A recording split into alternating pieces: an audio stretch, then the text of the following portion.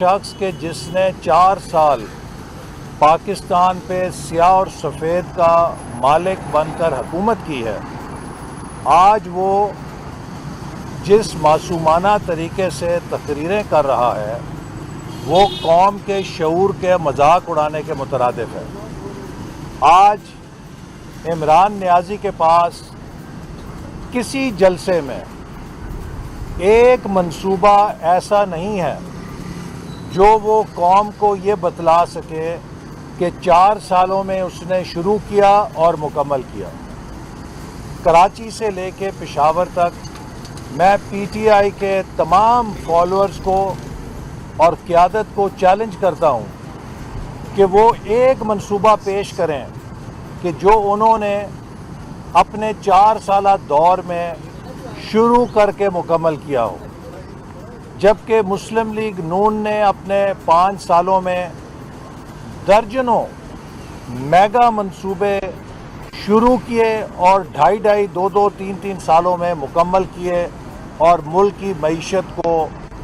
اس میں ترقی دینے کے لیے، اسے بڑھانے کے لیے وہ منصوبے مددگار ثابت ہوئے۔ لیکن عمران خان نے 4 سال جھوٹے مقدمے بنانے میں، گالیاں نکالنے میں، پگڑیاں اچھالنے میں ضائع کر دیے، اور اب وہ حقیقی آزادی کا چیمپئن بن کے قوم کو ایک ایسا چورن بیچ رہا ہے جو کسی عقل مند کی سمجھ میں تو نہیں آ سکتا۔ عمران خان یہ بتائے کہ جس حقیقی آزادی کا وہ دعویٰ کرتا ہے، وہ حقیقی آزادی اس وقت کہاں گئی تھی جب وہ آئی ایم ایف کے سامنے سرنڈر کر رہا تھا؟ عمران خان کی حقیقی آزادی کہاں گئی تھی جب بھارت کی حکومت نے، وزیر اعظم مودی نے کشمیر کے اوپر یک طرفہ طور پہ کارروائی کر کے مقبوضہ کشمیر کی متنازع حیثیت کو تبدیل کرنے کی کوشش کی؟ عمران نیازی کی غیرت اور حقیقی آزادی اس وقت کہاں گئی تھی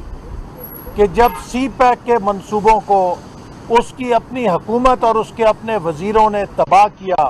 اور عمران خان کے اشاروں کے اوپر تباہ کیا؟ عمران خان کی حقیقی آزادی اس وقت کہاں گئی تھی کہ جب وہ ملک کی معیشت کو تباہ کر کے کشکول پکڑ کے پوری دنیا میں پھیرا کرتا تھا؟ حقیقت یہ ہے کہ 2018 میں ہم نے ایک ہنستا بستا ملک چھوڑا تھا۔ آج عمران خان جب پاکستان کو چھوڑ کر گیا ہے تو ہمیں بدترین مہنگائی،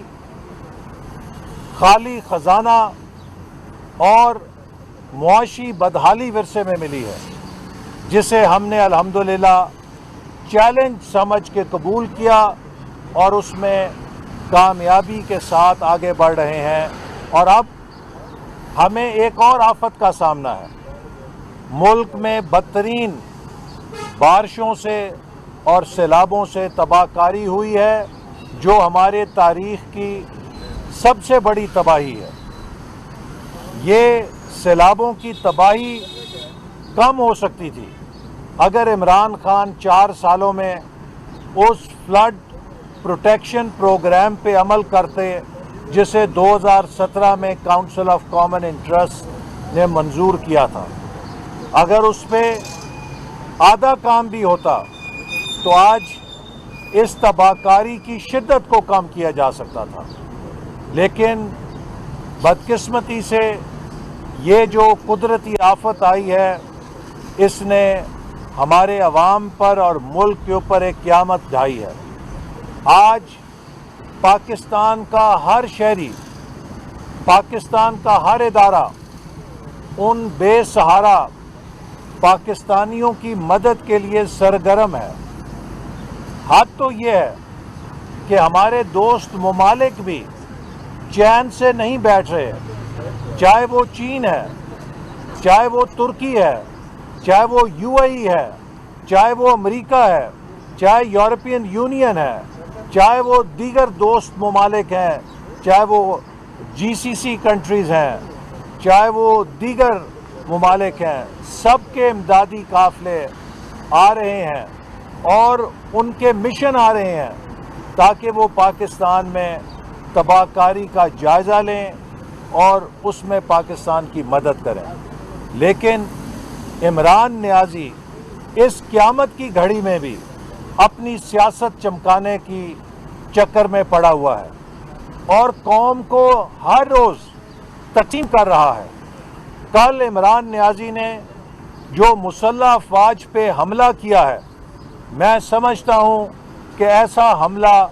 کبھی پاکستان کے کسی دشمن نے نہیں کیا ہے۔ عمران نیازی نے پاکستان کی مسلح افواج کے میرٹ کے نظام کو، جس میں ترقی اور ترقی دینے کا ایک میرٹ کا نظام ہے جسے پوری دنیا میں تسلیم کیا جاتا ہے، عمران نیازی نے کل اسے متنازع بنانے کی کوشش کی ہے، اسے سیاسی تقسیم میں ڈالنے کی کوشش کی ہے۔ میں سمجھتا ہوں کہ عمران نیازی اپنے فورن ڈونرز کے ایجنڈے پر کار فرما ہے اور پاکستان کے اندر جہاں معاشی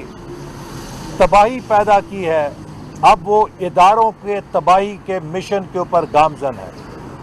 کبھی عدلیہ کو دھمکیاں دیتا ہے، کبھی الیکشن کمیشن کو دھمکی دیتا ہے، کبھی مسلح افواج کو دھمکی دیتا ہے۔ مجھے نہیں سمجھ کہ کوئی ذی شعور، کوئی شخص جس میں رتی برابر بھی اس ملک کا درد ہو، اس مشکل گھڑی میں، اس آفت کی گھڑی میں، اس تباہی کی گھڑی میں اس طرز عمل کا مظاہرہ کیسے کر سکتا ہے؟ یہ کام صرف وہی کر سکتا ہے کہ جس کے سینے میں پتھر کا دل ہو۔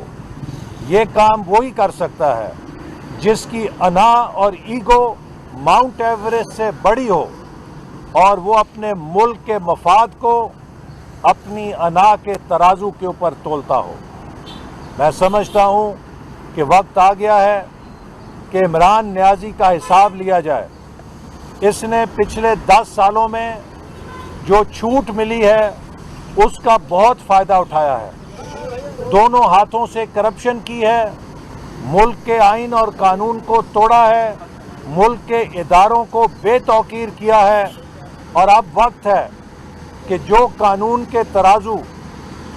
طلال چودھری پہ لگے تھے، جو قانون کے ترازو دانیال عزیز پہ لگے تھے، جو قانون کے ترازو نہال ہاشمی پہ لگے تھے،